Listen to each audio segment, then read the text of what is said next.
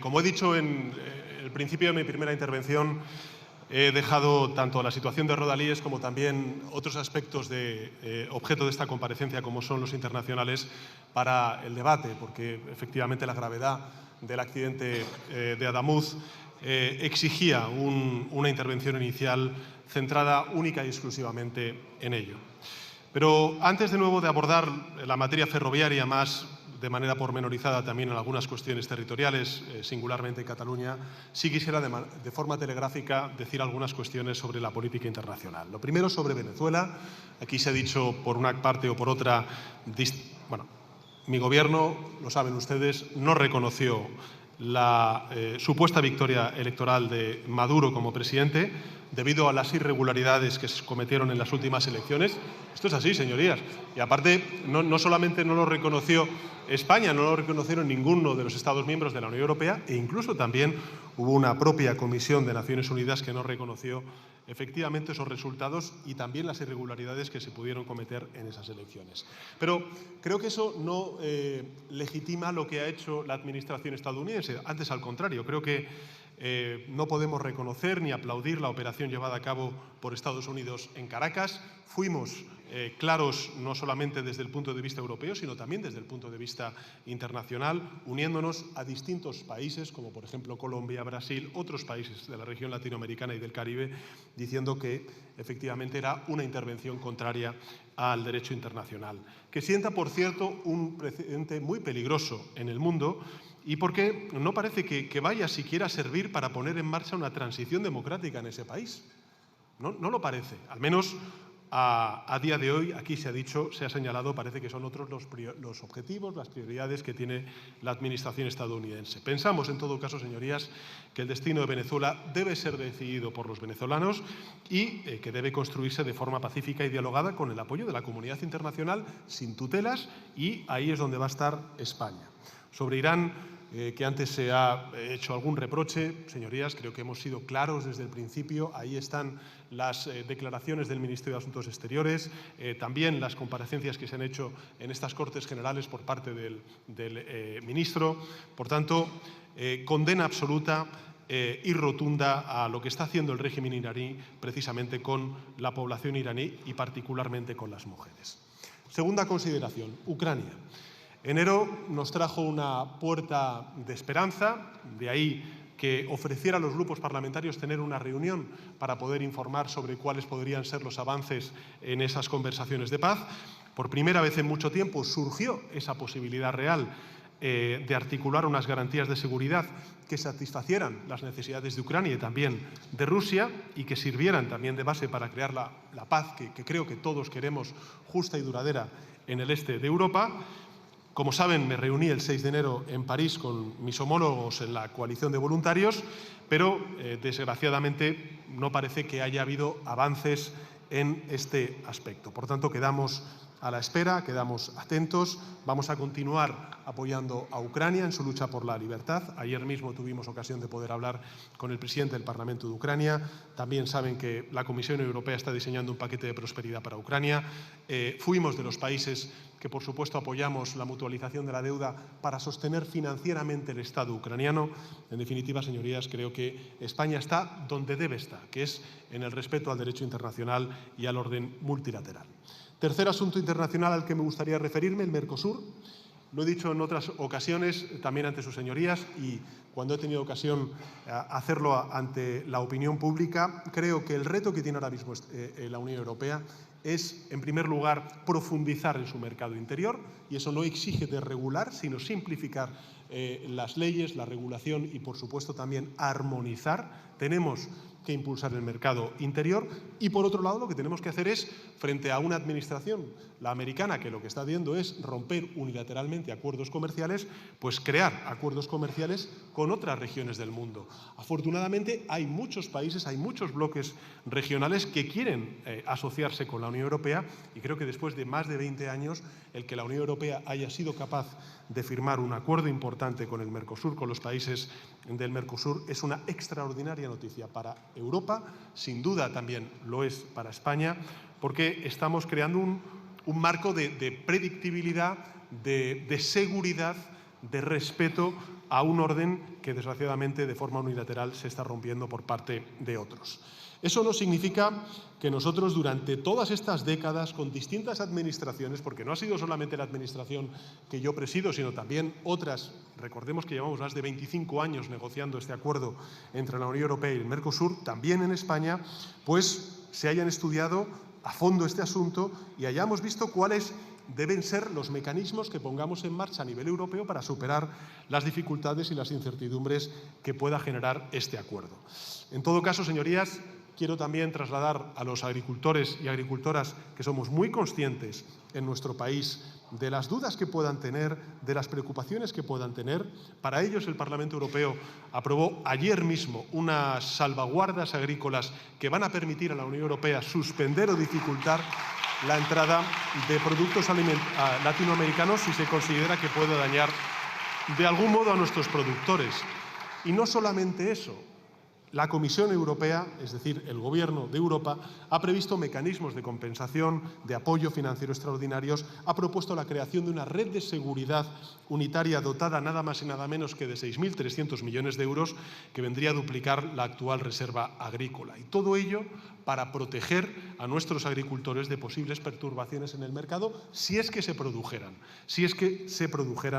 insisto nuevamente, porque la experiencia que tenemos de los acuerdos comerciales, por ejemplo, con Canadá, hace ya unos años, es precisamente la contraria, es que ha contribuido al desarrollo, a la exportación, a la competitividad y al fortalecimiento de nuestro sector primario. Pero insisto, más allá de estas consideraciones y estas salvaguardas, que por supuesto están previstas en ese acuerdo, creo que hay un contexto geopolítico que invita a Europa a mirarse hacia adentro y profundizar en el mercado único y a mirar hacia fuera aquellas regiones que también, junto con Europa, lo que quieren es un orden internacional basado en reglas y no en la ley del más fuerte, en la ley de la selva, que es lo que, por desgracia, están defendiendo otros.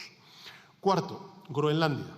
Bueno, aquí se ha también criticado si no he dicho nada de Groenlandia. Incluso ha habido algunos que me han responsabilizado a mí poco menos que de la situación en Groenlandia. Bueno, creo que hemos vivido momentos de muchísima tensión, señorías, de muchísima tensión. Se ha puesto nada más y nada menos que por parte de un aliado, la superpotencia de la Alianza Atlántica, en cuestión la integridad territorial de un país aliado y también perteneciente a la Unión Europea como es Dinamarca. Bueno, yo creo que afortunadamente la administración estadounidense, la administración de Trump, ha cambiado la opinión. Veremos si no revisa esa opinión. Nosotros celebramos, lógicamente, esa revisión, pero pensamos que sería un error asumir que el problema ha desaparecido, porque el problema de fondo sigue ahí. El problema es pensar que las reglas internacionales son para el cumplimiento de todos, salvo de uno, que su vigencia es intermitente, que se puede usar y amenazar y utilizar el miedo para coaccionar a países que se dicen aliados. Nosotros creemos que hay que, por supuesto, no aceptar esta gobernanza internacional y pensamos que Europa debería tampoco aceptarla. Quinto y último asunto al que me gustaría referirme de manera telegráfica, Gaza. Aquí se ha dicho por parte de la portavoz de Sumar también la situación que están viviendo algunas ONGs, que el gobierno de Israel pues efectivamente está impidiendo su trabajo dentro de Gaza, de la franja de Gaza. Como saben, nosotros seguimos en permanente contacto a través del Grupo de Madrid con toda la comunidad árabe. También, como saben, tras meditar varios días sobre la cuestión y conversar con distintos líderes europeos y también de Oriente Medio, decidimos que España no se iba a sumar a este intento de privatización del orden multilateral con esa llamada Junta de la Paz organizada por la administración estadounidense. Creemos que, por supuesto, agradecemos la invitación, la declinamos, pero que lo que tenemos que hacer es precisamente reforzar y reformar el sistema multilateral y reforzar y reformar todo lo que haga falta para garantizar la seguridad y la coexistencia pacífica entre Israel y Palestina. Esta Junta, como saben, está fuera del marco de Naciones Unidas, no ha incluido a la Autoridad Palestina, desdeña muchos de los principios básicos, en nuestra opinión, que deberían articular las relaciones entre países. En todo caso, lo que sí que le puedo trasladar a la ciudadanía española que esté sensibilizada con esta cuestión, es que nuestro compromiso con la paz en Oriente Medio sigue intacto. Vamos a seguir siendo un aliado estratégico de Palestina. Vamos a tratar también, lógicamente, de persuadir y convencer al gobierno israelí de que la mejor opción es el reconocimiento de los dos estados, la entrada de ayuda humanitaria, el acabar con los bombardeos, cumplir con lo acordado y ofrecer un horizonte de estabilidad y de paz y de certidumbre a la población palestina. Han pasado ya demasiados años, es hora de que la paz llegue también a orillas del Mediterráneo. Y paso, si me permite, señora presidenta, señorías, a hacer la réplica a los distintos portavoces de los grupos parlamentarios y quisiera, en primer lugar, hacerlo al portavoz del Grupo Parlamentario Popular, el señor Feijóo, ¿no? En muchas ocasiones, a lo largo de estos últimos días, se está especulando mucho sobre el ascenso de la ultraderecha en las distintas elecciones que, por cierto, ha convocado el Partido Popular. En Extremadura, en Aragón y posteriormente va a haber elecciones en Castilla y León y también en Andalucía. Bueno, yo soy, y lo he dicho en muchas ocasiones, lo digo para algunos de los grupos parlamentarios que lo critican o que critican al Gobierno de España o también a mi persona, creo que ha habido durante muchos años una operación de blanqueamiento por parte no solamente de la derecha política, sino también de la derecha mediática, de la ultraderecha de nuestro país. A mí me lo han escuchado decir en muchas ocasiones aquí. Se ha llegado a decir por parte del Partido Popular que es tan legítimo gobernar con Vox como nosotros gobernamos con Sumar o antes con Unidas Podemos. Sí, esto ustedes lo han dicho. Lo han dicho. Comparando a la ultraderecha de Vox con el Partido Comunista de España. Incluso el propio señor Abascal sale a la tribuna y poco menos que el comunismo lo utiliza en términos peyorativos desde esta tribuna contra Unidas Podemos antes y contra lo que representa ahora Sumar. Pero a diferencia de lo que... Pero eso es desconocer la historia, porque sí que es verdad que el comunismo en otras latitudes geográficas, no lejos de España, pues han sido efectivamente proyectos autoritarios que lo que han hecho ha sido laminar la democracia, pero aquí precisamente en España y en Portugal el Partido Comunista luchó, y no solamente luchó, pagó con vidas y con el exilio y la represión, la lucha por la democracia contra el franquismo. Y creo que no es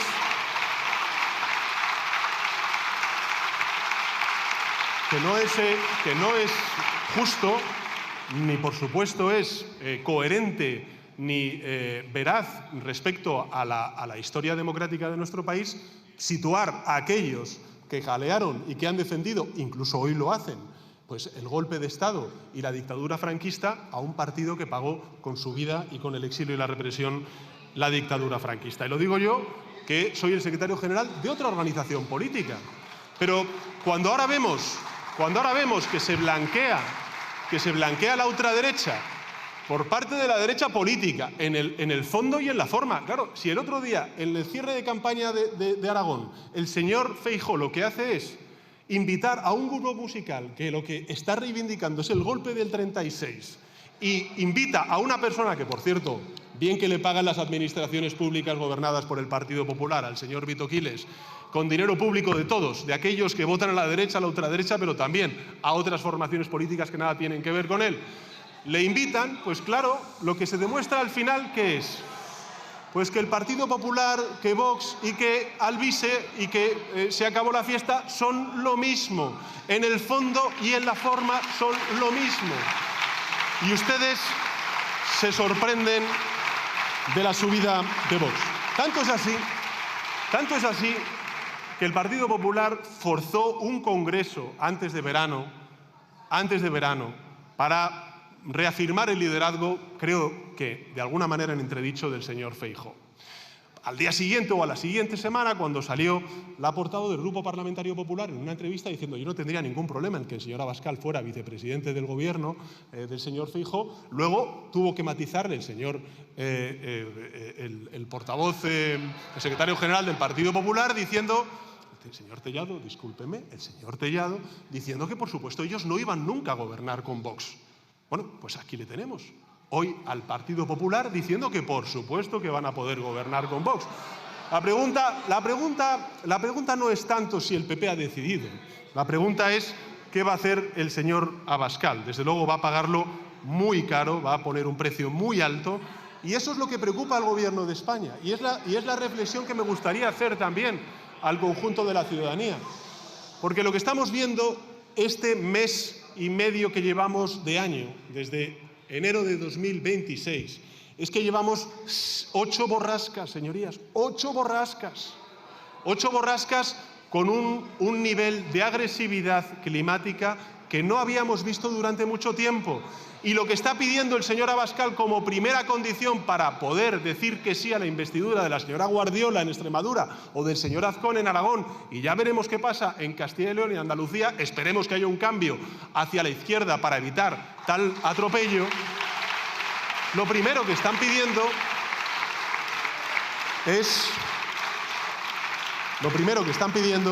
es acabar con el Pacto Verde, que precisamente lo que hace es anticipar muchas de las políticas climáticas de adaptación y de mitigación que necesitamos para hacer más resiliente también, señor Abascal, ¿sabe a quién? Al sector primario de nuestro país, que ustedes abandonan con su discurso y con sus políticas.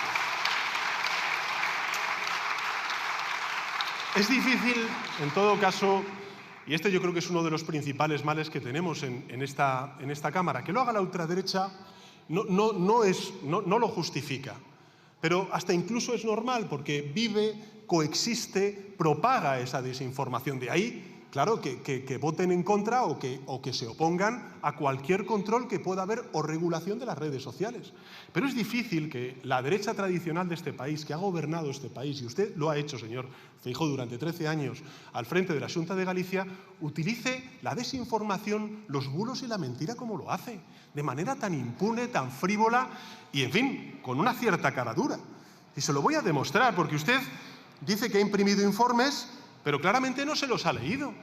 Y usted lo que está haciendo es desinformar a la información y, por tanto, generar zozobra, también crispación y cierta angustia entre la sociedad. Mire, usted ha dicho que el Ministerio de Transporte solo ha ejecutado un 20% de los fondos europeos. Eso lo ha dicho en su intervención, señoría. Pero lo cierto es que ya a finales del año 2025 esa ejecución era superior al 39%, es decir, el doble de lo que usted ha afirmado. Y que la ejecución de su presupuesto, del presupuesto propio, quitados los créditos vinculados con el Plan de Recuperación, Transformación y Resiliencia, para tranquilidad de la ciudadanía, porque yo no voy a convencer a aquellos que no quieren ser convencidos y que utilizan la desinformación de manera tan flagrante como lo hace el señor Feijóo desde esta tribuna. Bueno, pues la ejecución del presupuesto propio del Ministerio ha sido del 99,02%, señorías. Esto es la ejecución más alta de los últimos 14 años, tanto en términos relativos como en términos absolutos. Llega la portavoz del Partido Nacionalista Vasco, la señora Vaquero, y dice, claro, es que usted lo que no puede hacer es, bueno, yo tendré que compararme con épocas anteriores también para que la ciudadanía sea consciente de lo que hemos hecho durante estos últimos 7 años.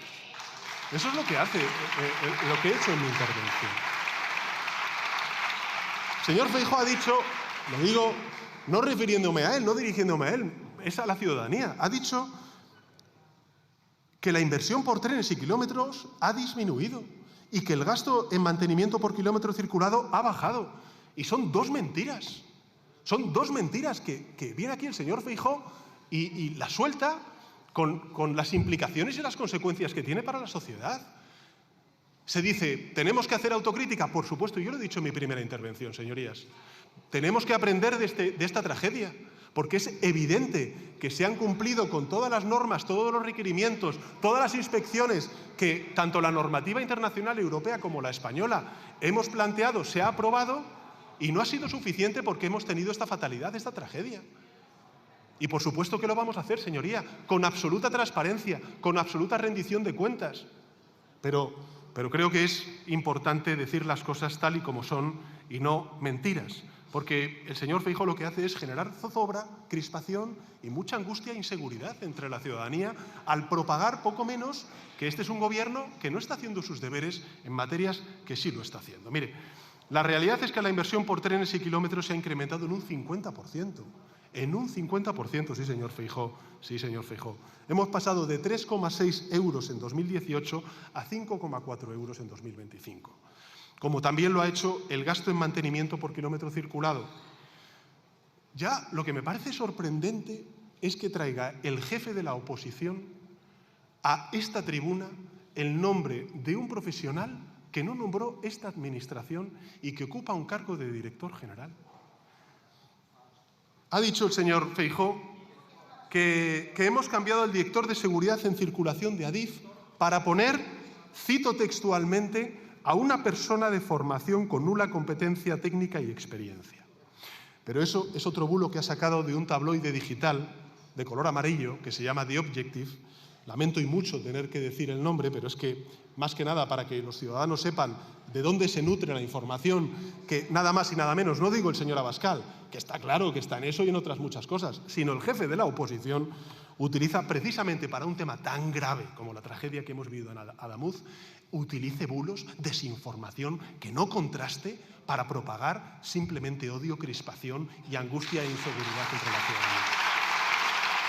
Mire, la verdad de todo esto, pero insisto, no me dirijo al señor Feijóo ni a la bancada popular, aquella que, bueno, que a lo mejor desconoce esto, la verdad, sobre todo para la ciudadanía, es que este director de seguridad, no voy a dar su nombre porque, insisto, es un director de seguridad, es un ingeniero industrial con más de 20 años de experiencia y que no ha cambiado desde el 26 de mayo de 2017.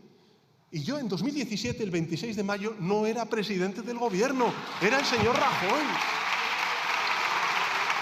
Es que es una vergüenza. Es que es una vergüenza. Es que es de una irresponsabilidad. Es que es de una gravedad. Es que no hay derecho, señor Feijóo, no hay derecho a que usted haga una oposición tan destructiva, tan falsaria, poniendo en cuestión el nombre, el currículum, la experiencia de una persona que ni yo conozco, que ha sido nombrada por otra administración y al cual usted deja al pairo, simplemente para tratar de continuar abonando esa crispación y esa desinformación.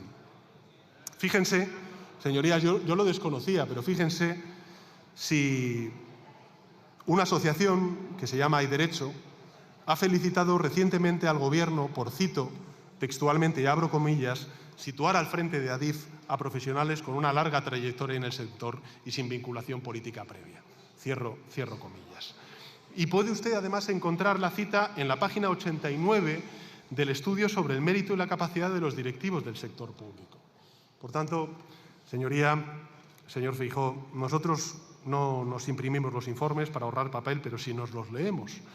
Y la realidad, claro, porque es que dice luego, pero insisto, es que es de tal gravedad, que lo haga el señor Abascal bien, pero que lo haga de verdad el Partido Popular, que ha gobernado este país, que aspira a gobernarlo.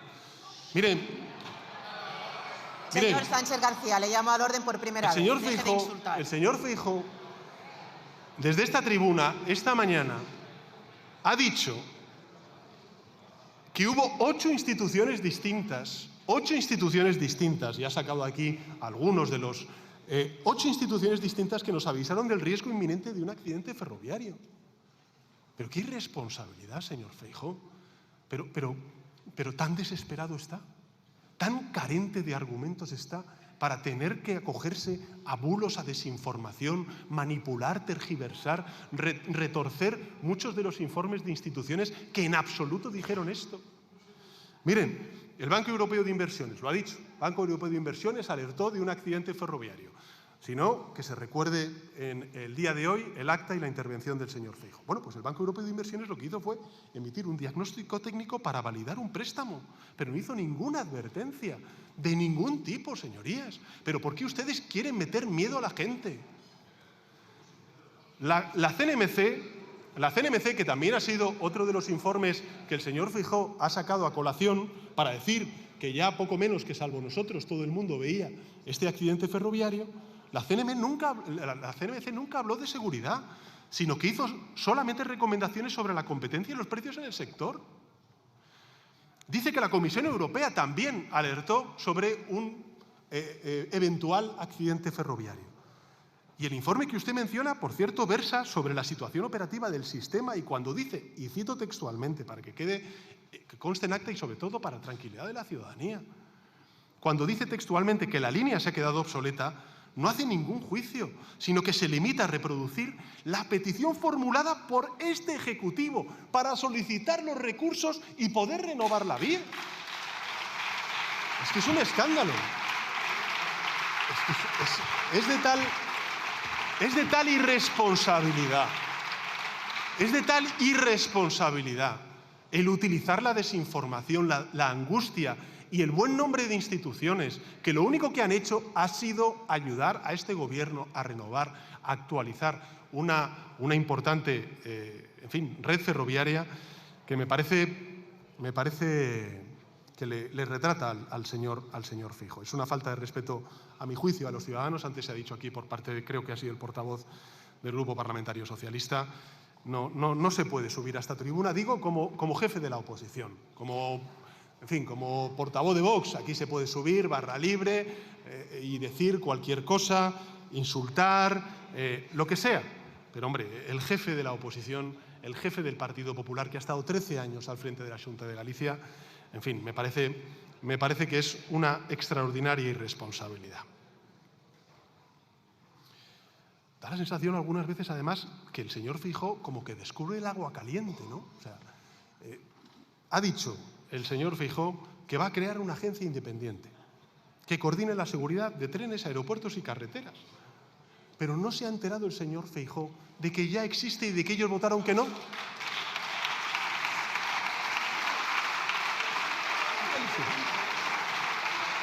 Es impresionante. Es impresionante. Pero es impresionante, señor Feijóo. Es impresionante. Yo le informe, por si acaso usted no se ha enterado. Se llama Autoridad Administrativa Independiente para la Investigación Técnica de Accidentes e Incidentes Ferroviarios, Marítimos y de Aviación Civil. Bueno, ahí tenemos al que debe ser el autor intelectual que ha visto que ha metido la pata y ahora intenta sacarla, pero se creó el 1 de agosto del año 2024. Y ustedes votaron en contra. Es que ustedes han votado en contra. Viene aquí, vota en contra y dice que la va a crear cuando ya está creada.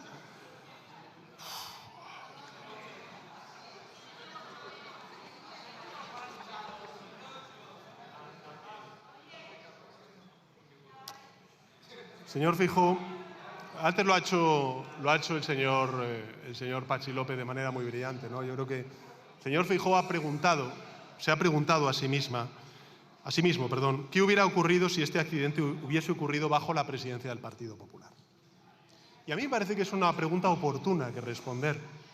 Creo que es una pregunta oportuna que responder. Algunas cosas ha adelantado el señor Patxi López, ¿no? Pero yo se lo digo, yo creo que ustedes, si hubieran estado al frente de este Gobierno o en las distintas crisis que, por desgracia, hemos tenido que gestionar desde el año 2018, ustedes hubieran hecho lo de siempre, haber llegado tarde y mal, habrían mentido a la opinión pública, habrían tratado de ocultar la verdad, habrían, por supuesto, que culpabilizado y estigmatizado a las familias de los afectados y, por supuesto, a aquellos medios de comunicación críticos con su gestión. Es decir, habrían hecho lo de siempre, lo de siempre.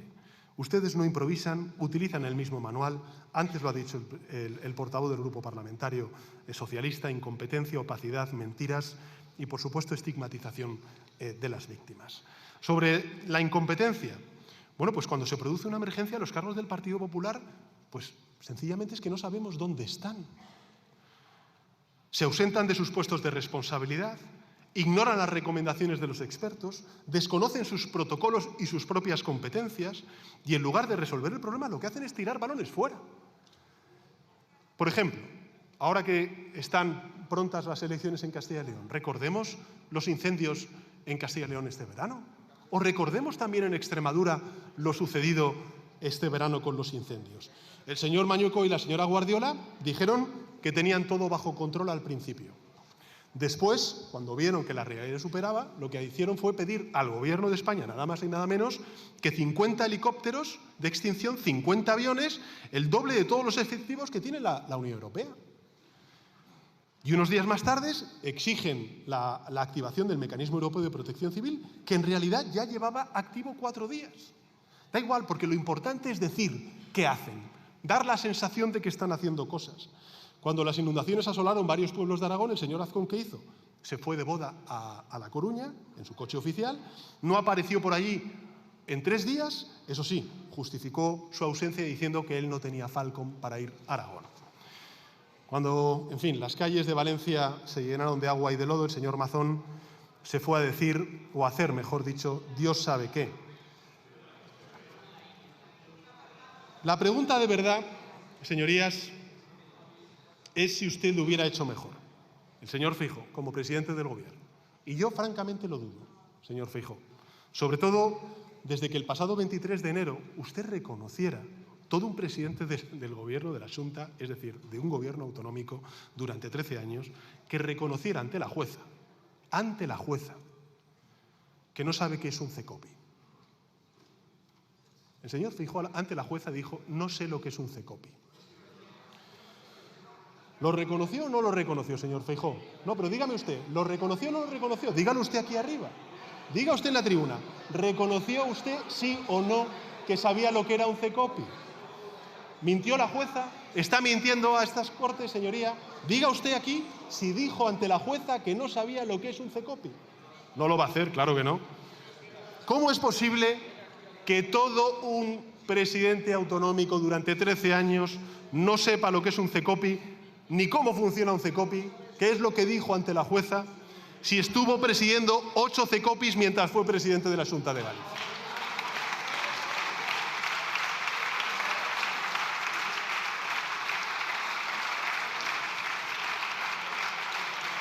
Después de 13 años al frente de una comunidad autónoma, después de 13 años, el señor Feijóo no conoce aún cuáles son las principales responsabilidades que tiene un gobierno autonómico. En fin, es evidente que usted no es mejor gestionando que el señor Mazón o que el señor Mañueco. Todos los gobernantes del Partido Popular al final hacen lo mismo, asumen el cargo, pero no asumen ningún tipo de responsabilidad, ni siquiera la conocen. Segundo lugar, incompetencia. Tapándolo todo. Ese es su manual de instrucciones. Antes se ha dicho por parte de otros intervinientes el accidente del Jack 42, el metro de Valencia. El metro de Valencia, fíjense, ha salido aquí a tribuna a criticar, por supuesto, al Partido Socialista, también a otros grupos valencianos, sobre el metro de Valencia, cuando ustedes destruyeron los vagones y varias pruebas periciales manipularon el contenido de la caja negra del tren, algo que resultó en el borrado de la información clave de ese accidente. Pero ¿cómo puede subir aquí a dar lecciones de transparencia, de rendición de cuentas y de colaboración con la justicia y con la investigación? Bueno, ya la Dana, en fin, creo que se ha dicho por parte de otros muchos intervinientes, pero sí me quiero centrar en el accidente de Angrois. Porque creo que lo tiene usted que recordar. Ustedes taparon pruebas, señor Feijóo. Ustedes taparon pruebas. Pusieron obstáculos a la publicación del informe de la Agencia Ferroviaria Europea que denunciaba la falta de independencia en esta investigación. Se negaron hasta en 4 ocasiones a crear, el señor Feijóo con su mayoría absoluta en el Parlamento de Galicia, hasta en 4 ocasiones se negaron a crear una comisión de investigación. Y dijeron que no a que se abriera una comisión de investigación en el Congreso de los Diputados. Un diputado de su grupo, señor Feijóo, aquí presente, dijo que crear una comisión para esclarecer las causas de un accidente ferroviario era, y cito textualmente, absurdo. Y una forma, y cito textualmente, de rebajar a este Parlamento a la nada. Esto es lo que dijo un diputado suyo, señor Feijóo. Y usted, señor Feijóo, también se opuso afirmando, y cito de nuevo en este caso al señor Feijóo, que no tenía sentido hacer ningún juicio paralelo fuera de los tribunales. Es decir, usted criticó exactamente lo que está haciendo ahora. Y yo me acuerdo perfectamente de esta situación. ¿Saben por qué? ¿Saben por qué? Porque como secretario general del Partido Socialista fue precisamente una de las decisiones que tomé, que fue que el Partido Socialista apoyara la creación de una comisión de investigación sobre el accidente ferroviario de Angrois aquí en el Congreso de los Diputados. A diferencia de lo que usted hizo en el Parlamento gallego, que rechazó hasta en 4 ocasiones la constitución de esa comisión de investigación. Es decir, cada vez que les toca gestionar una desgracia, ustedes evitan afrontar la realidad, lo que hacen es taparla, no dar la cara, 79 fallecidos en el caso del accidente ferroviario del tren de Angrois. Y fíjense, algo que ha dicho el señor Puente en muchas ocasiones, en sus comparecencias. La entonces ministra de Fomento, la señora Pastor, y tampoco el presidente del Gobierno, el señor Rajoy, tuvieron la mínima decencia de comparecer ante las Cortes Generales para dar rendida cuenta de este accidente ferroviario. El señor Puente y yo mismo aquí estamos dando la cara.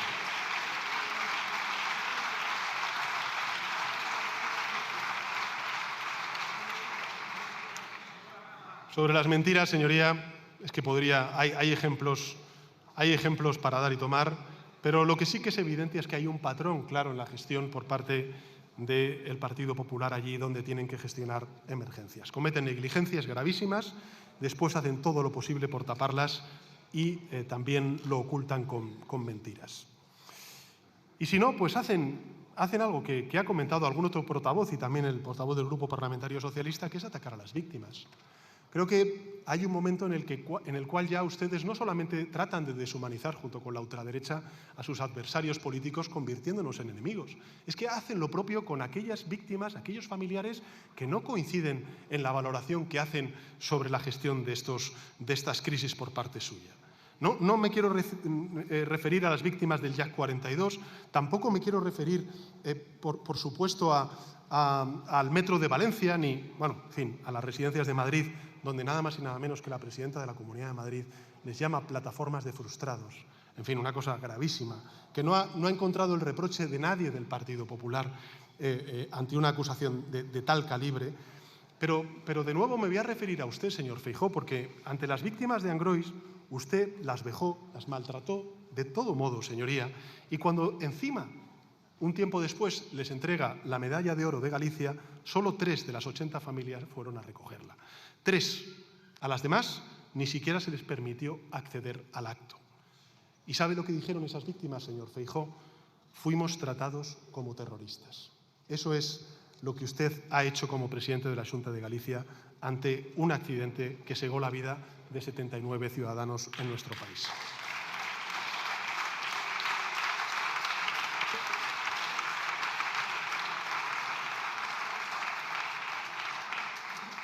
Eso es lo que hacen ustedes en el Gobierno, pero cuando están en la oposición incluso es peor. Porque su respuesta es sencillamente, pues crispar, tratar de utilizar tragedias. Fíjese, le voy a leer algo que usted dijo, y le cito textualmente. El que quiera instrumentalizar un accidente ferroviario para convertirlo en un problema político o ir contra un partido determinado, no está prestando el respeto que necesitan las víctimas, el respeto que necesitan las familias o, desde luego, el respeto que merece Galicia. Estas son palabras suyas, señor Feijóo, el 23 de enero del año 2014. Y eso no es todo, por supuesto, efectivamente.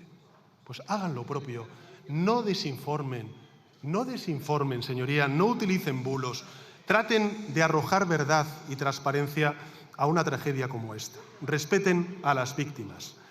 Mire, durante la tragedia ferroviaria de Angrois, usted también afirmó, y le cito textualmente, y abro comillas, las prisas son contrarias a la investigación y las precipitaciones son contrarias al rigor que exige dar información definitiva y contrastada. Cierro comillas.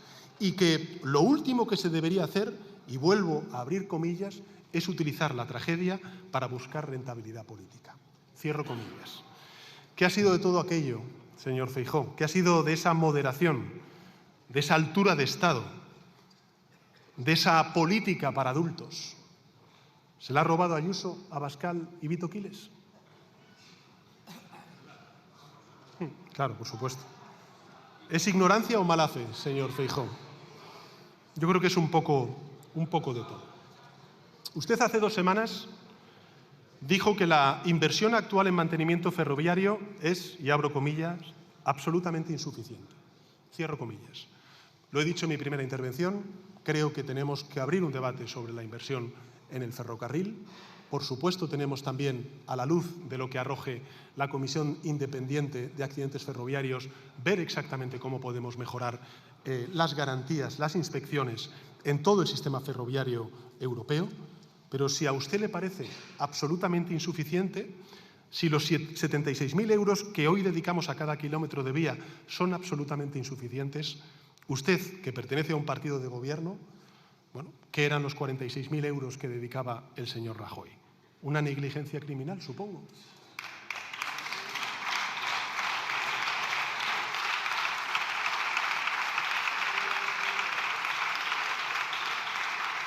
En todo caso, siempre hay costes de oportunidad, señorías. Usted ha venido aquí, brazo grueso, efectivamente, pero ¿cuánto hubiera dedicado el Partido Popular al mantenimiento de las vías si hubieran estado al frente del Gobierno durante todo este tiempo? Porque, claro, ustedes, como ha dicho antes el portavoz de Esquerra Republicana, lo que prometen es bajar. Bueno, siempre bajan los impuestos cuando están en la oposición, luego ya cuando llegan al Gobierno es otra cosa. Pero bueno, vamos a dar por bueno ese argumento. Ustedes bajan los impuestos, se recauda menos en ingresos públicos, por tanto ahí tendríamos un problema, y luego ustedes van a la OTAN y dicen que por supuesto que se quieren gastar el 5% del Producto Interior Bruto en gasto militar. Por tanto, ¿qué quiere que le diga, señoría? Yo creo que lo que tendrían que hacer es efectivamente recortar pensiones, becas escolares, triplicar la deuda pública como usted hizo en Galicia o simplemente incumplir promesas como usted hace siempre, ¿no? Yo creo, señorías, con todo el margen de autocrítica, de mejora que tengamos, que desde luego gestionamos mucho mejor las crisis que ustedes. Y eso no es difícil porque nosotros seguimos unos principios muy simples, que es, 1, respetar a las víctimas, 2, fiarse de los expertos, 3, dar la cara, 4, decir la verdad y 5, asumir responsabilidades. Asumir responsabilidades.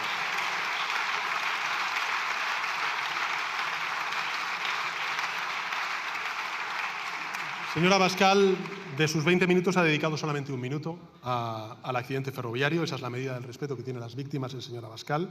Esa es la escala de la preocupación real por el tren de nuestro país. Y el resto de su intervención, bueno, pues ha sido lo de siempre, esparcir odio, bulos, insultos, desinformación, 2 labores que, por cierto, creo que en fin, le ha salido un competidor potente, ¿no?, a su derecha o, en fin, a su izquierda, no lo sé muy bien, el señor Feijóo dónde se sitúa. Pero empecemos por las mentiras, señor Abascal. Usted, en el minuto 2 de su intervención, ha hablado ya de la teoría del reemplazo, ¿no? Ha dicho que regularizar las personas migrantes es para ganar votos, cuando sabe perfectamente, además, que las personas con residencia no tienen derecho a voto, pero les da igual. Por cierto, que usted era parte del Partido Popular cuando se regularizaron a muchos migrantes en nuestro país. ¿Y usted qué pasa? ¿Que cayó? ¿Cayó? Claro, como calla, por ejemplo, cuando la voz de su amo le dice hay que imponer aranceles a Europa. Bueno, luego hablaremos de las redes sociales, ¿no? En todo caso, un bulo que ustedes han difundido, pero que también, desgraciadamente, de nuevo, el Partido Popular ha propagado. Usted ha dicho que han aumentado las llegadas irregulares a nuestro país, y eso es otra mentira. Pero les da igual porque ellos están en otra cosa. Miren, yo simplemente para tranquilidad de los ciudadanos y ciudadanas, en 2025 han bajado casi un 43% respecto al año 2024. Gracias precisamente a una política pública omnicomprensiva, transversal, horizontal que tiene este Gobierno. Y, por supuesto, usted ha seguido manteniendo esa ficción imposible de que las personas migrantes vienen a cobrar paguitas y, al mismo tiempo, les quitan el empleo a los españoles. En fin, o una cosa o la otra, pero las dos son francamente imposibles, señora Abascal. Porque lo cierto es que hoy vivimos uno de los mejores momentos desde el punto de vista económico y también laboral de la historia económica de nuestro país o democrática de nuestro país. Es que tenemos una tasa de paro que está, bueno, pues como no ha estado en las últimas 2 décadas, por lo menos 17 años, que los inmigrantes representan, para información de sus señorías y también de los ciudadanos, el 40% del empleo creado desde la reforma laboral. El 40%. Eso significa que el 60% son personas de origen nacional. Es decir, los migrantes vienen a trabajar, a contribuir, como lo hicieron, por cierto, nuestros abuelos y nuestros padres cuando migraron como consecuencia de la falta de oportunidades en la posguerra y la dictadura franquista. En todo caso, yo creo que su labor es otra, es la de expandir el odio. Hasta incluso, yo lo desconocía, pero bueno, he preguntado. Usted ha hablado de un pequeño pueblo de Teruel de 300 habitantes que habían recibido a 30 personas migrantes. Entonces, bueno, yo he preguntado a ver exactamente a qué se refería. Pero es que hasta en eso el señor Abascal miente. Si es que les da igual, tanto al PP como a Vox. Realmente es difícil porque uno... A ver, tiene que estar constantemente desmontando todos estos bulos de Vox y del Partido Popular. Pero bueno, vayamos al caso. Estamos hablando, señora Abascal, usted lo sabe, de una pequeña localidad de Teruel que se llama Mora de Rubielos. Sí, que tiene 300 habitantes. No tiene 300 habitantes, perdón, tiene cerca de 1.700 vecinos. Y los únicos incidentes registrados para conocimiento de sus señorías y de los ciudadanos tras la llegada de esas personas, de esas 30 personas, no han sido problemas de convivencia. Lo que han sido el problema han sido las amenazas que recibieron el alcalde y los trabajadores del hotel después de que su partido, señora Abascal, afirmara que el Gobierno de España sería responsable de, y abro comillas, los machetazos de cada robo que hiciera. Y cierro comillas.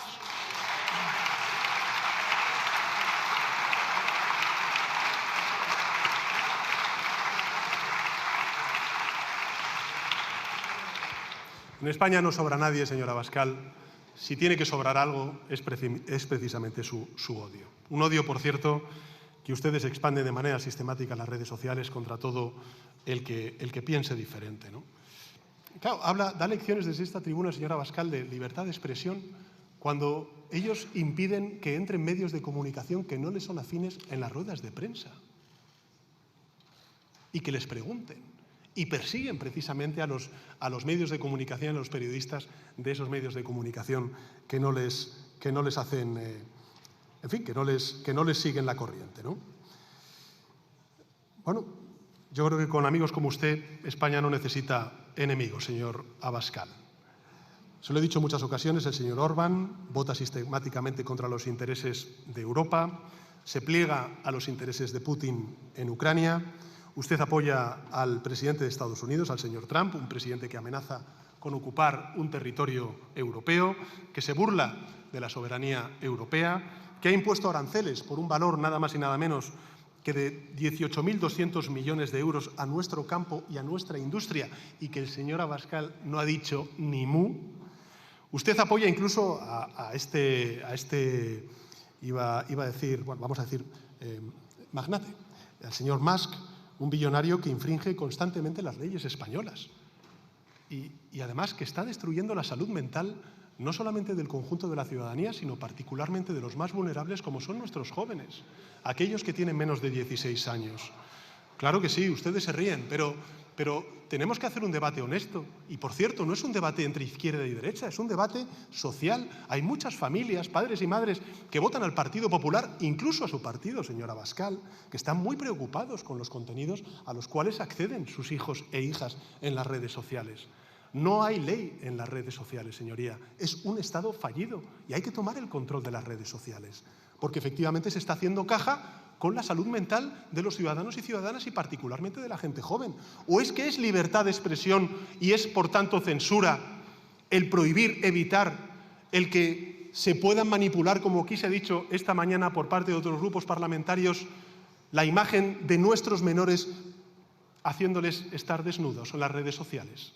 ¿O es que es censurar la libertad de expresión el decirle a estos magnates que si hay contenidos que son falsos, que son zafios, que son de odio y que además están probados que son falsos, no los retiren, que asuman sus responsabilidades?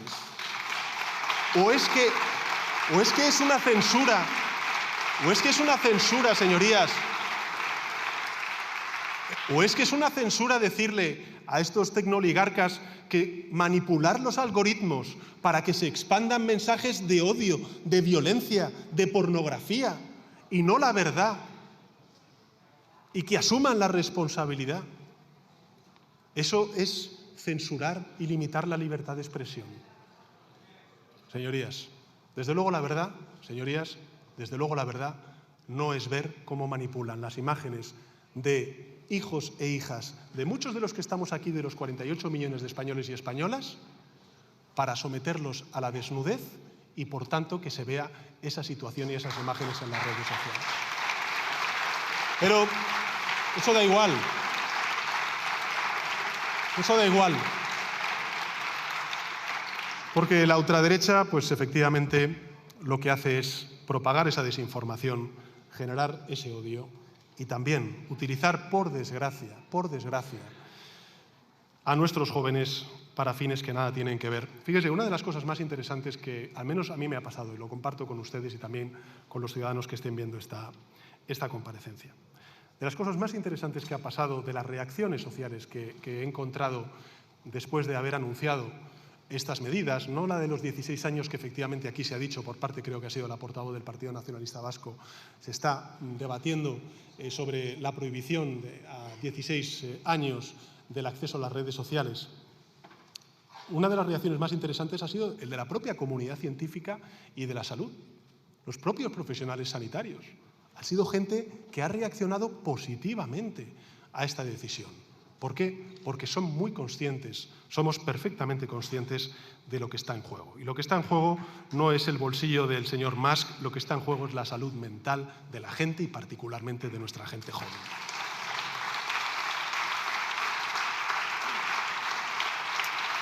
Pero el señor Abascal, pues evidentemente, pues claro, vive de esto, vive de la desinformación, de propagar bulos. Antes se ha dicho por parte de algún otro parlamentario, pero, en fin, el Torquemada contra la corrupción, que es el señor Abascal, algunas cosas nos podría decir, ¿no? Ya no voy a remontarme ni al COVID, usted lo ha hecho, haciendo referencia al confinamiento. Imagínense ustedes en la pandemia un gobierno del Partido Popular con Vox, cuando critica a día de hoy aún el confinamiento que salvó cientos de miles de vidas en nuestro país. O sea, hubiera sido, en fin, es que yo no lo quiero ni imaginar. Pero, en fin, vamos a... Usted ha dicho, o han dicho, desde Vox, las redes sociales, desgraciadamente también con el apoyo del Partido Popular y de significativos portavoces del Partido Popular, tanto en redes sociales como en Telegram. Ustedes han circulado bulos como los siguientes a propósito de esta tragedia. Este es el nivel de respeto que tiene Vox y el señor Abascal a las víctimas y a sus familiares. Dijeron que el dinero de los españoles se estaba destinando a la red ferroviaria de Marruecos, Egipto y Uzbekistán. Por supuesto, Marruecos tiene que estar en todas las ecuaciones. Eso no. Siempre con el señor Abascal, siempre tiene que estar Marruecos en todas las ecuaciones. Una información, por cierto, absolutamente falsa, de principio a fin, diseñada deliberadamente para cabrear a la gente, que es lo que le gusta al señor Abascal. Dijeron también que Bruselas nos había alertado de que la línea de alta velocidad Madrid-Sevilla estaba obsoleta y que nos había ofrecido más de 100 millones de euros para arreglarla. Otra mentira. Esto ya le he respondido al señor Feijóo cuando le he dicho que lo que hizo el Gobierno de España fue precisamente solicitar esos fondos FEDER para actualizar y modernizar esa vía entre Madrid y Sevilla. Vox dijo que había incidencias previas en la vía accidentada que no habían sido atendidas, algo que también he explicado es absolutamente falso. Dijeron también que más de la mitad de los trenes de inspección ferroviaria se encuentran fuera de servicio. Incluso yo creo que lo ha vuelto a decir, o ha sido el señor Feijóo, ya no me acuerdo. Uno de los dos ha dicho este bulo, cuando en realidad los 4 que existen, tanto los que son auscultadores como también el Tango 106, están en funcionamiento, como el señor Puente ha dicho, y léanlo ustedes en las actas de los debates y las comparecencias que tuvo en el Senado y en el Congreso de los Diputados. Dije, no, deja de llamar la atención que ustedes soliciten comparecencias, pero luego da igual, es que no rectifican ninguno de los bulos pese a que se desmientan y se pongan negro sobre blanco cuál es la realidad de las cosas. Ha llegado a decir el señor Abascal incluso que Adif había tardado más de 2 horas en tener conocimiento del accidente y que por culpa de ese retraso había muerto mucha gente.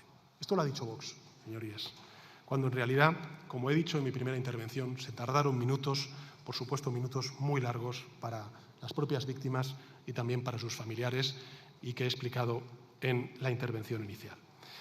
El señor Abascal, en fin, en un momento de extrema fragilidad e incertidumbre, en el que la gente lo que necesita es información contrastada, verificada, pues se dedicaron de nuevo a desinformar para generar miedo, división y odio. La pena de todo esto, señorías, y es lo que me gustaría también compartir con los ciudadanos que nos estén siguiendo, es que este patrón habitual de desinformación, de generar odio, de bulos, de tratar de dividir a la sociedad, es algo que ya replica el Partido Popular sin ningún tipo de escrúpulo, ¿no? Porque la señora Esther Muñoz, Ana Vázquez, Miguel Tellado, Elías Bendodo, Rafael Hernando, Cayetana Álvarez de Toledo replicaron y reprodujeron los mismos bulos que hizo la ultraderecha durante esas horas tan aciagas. Ahí están sus tuits, dan lecciones de democracia, pero en realidad operan con el mismo registro que Iker Jiménez. Señora Abascal.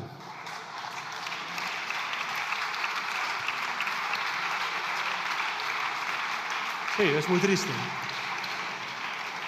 Es muy triste porque incluso Iker Jiménez tiene audiencia. Hay gente que está dispuesta a creer cualquier cosa, pero yo espero que haya una mayoría de españoles y españolas que, por supuesto, rechace esta... Ya veremos, señorías, ya veremos. En todo caso, el señor Abascal viene aquí, un hombre pulcro, limpio, no es corrupto, todos somos corruptos, él es Torquemada, en fin, es una persona aseada, que ha trabajado de sol a sol. En fin, todos los líderes ultra, a lo largo de la historia, son iguales, tienen el mismo patrón. Llegan a la política diciendo que van a proteger los bolsillos de los trabajadores y al final son los únicos que se acaban forrando a costa del bolsillo de los trabajadores. El otro día,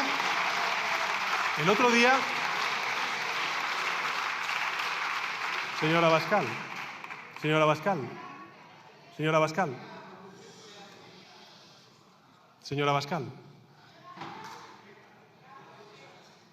Señor Aguirre, por favor. Señora Abascal. Debe ser muy importante lo que... Pero bueno, es que pasó desapercibido, pero a mí me llamó profundamente la atención porque claro, hace poco hemos sabido, a través de la prensa, yo no sé si es verdad, señora Abascal, la verdad es que me parece un escándalo. Sobre todo, más escandaloso si sube aquí a dar lecciones a las diputadas y diputados que, en fin, sabemos lo que gana cada cual. Es que hace poco, no sé, supimos a través de la prensa que su principal asesor, un tal Méndez Monasterio, cobra 26.700 euros al mes de Vox por sus servicios. ¿Es cierta esta información, señora Abascal?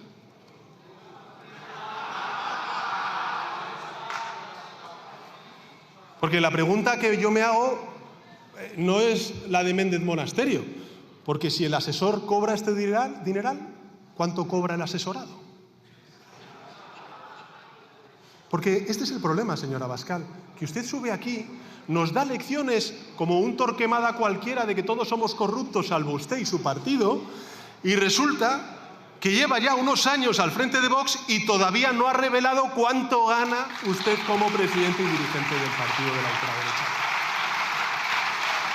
Dígalo. Suba usted aquí. No me diga... Yo lo que no le acepto...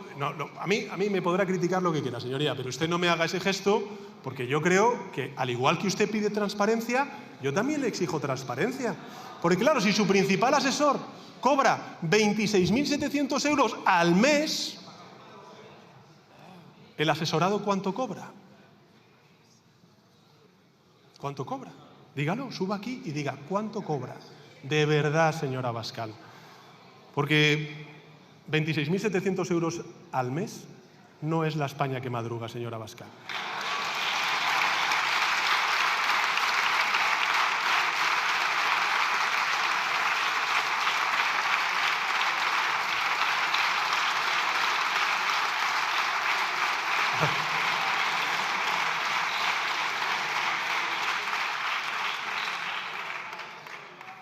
Hay que tener cara. Pero antes no sé qué portavoz ha dicho y me parece importante también, porque claro, es que estos Torquemadas son de verdad, porque claro, resulta que ellos hablan, azuzan ese miedo, ese odio, y resulta que hay una organización que yo desconocía, una organización que son las Juventudes, ¿no?, de Vox, que se llaman, ¿cómo se llaman? La Revuelta. La Revuelta. Bueno, resulta que nos hemos enterado de un saqueo moral, de apropiarse del dolor ajeno, de traicionar la confianza de la gente. Ustedes utilizaron la solidaridad, señora Abascal, de miles de ciudadanos en lo peor de la Dana de Valencia para hacer negocio humillando a las víctimas y a los ciudadanos que de buena fe quisieron ayudar, al grito de solo el pueblo salva al pueblo, criticando a las instituciones y a ONGs como Cruz Roja o Cáritas. Y ustedes se quedaron con el dinero a través de una organización juvenil. Y viene usted aquí, a tribuna, a dar lecciones ¿de qué, señor Torquemada? Si usted no puede dar lecciones de nada, señoría. Si ustedes no han llegado al gobierno y ya están corrompidos.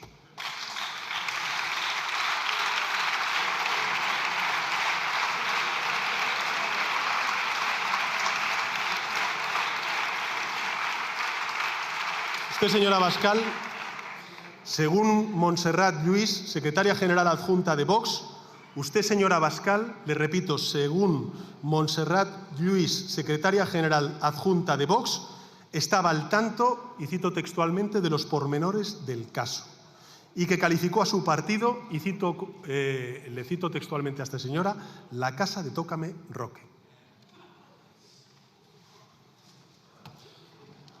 Como también dijo que Revuelta, su rama juvenil, era un satélite de Vox. La misma organización, por cierto, Revuelta, que utilizó para asediar la sede federal del Partido Socialista junto con grupos neonazis. Estafan con la solidaridad de día e incendian las calles de noche. En todo caso, para mí, lo más vergonzoso no es la ultraderecha de Vox y los grupos neonazis. Lo más vergonzoso es ver a todo un jefe de la oposición utilizar el galgo de paiporta para subir aquí y tratar de criticar al presidente del gobierno. Lamentable, lamentable, lamentable.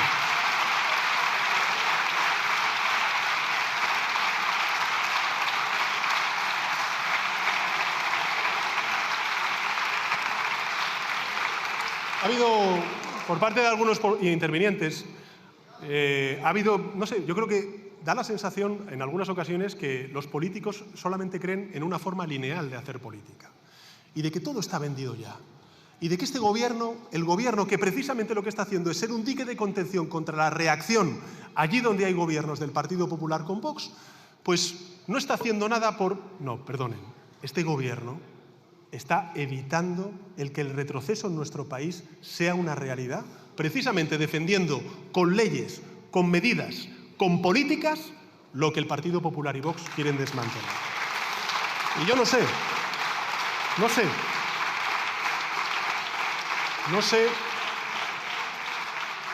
sé qué harán los ciudadanos y ciudadanas en julio de 2027 cuando haya unas elecciones generales. No lo sé.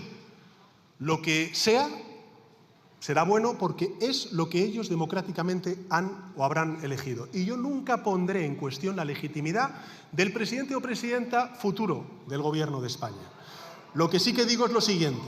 Aquellos grupos de izquierda que dicen que este gobierno es el que tiene la culpa y la responsabilidad de que crezca la ultraderecha, mienten, mienten.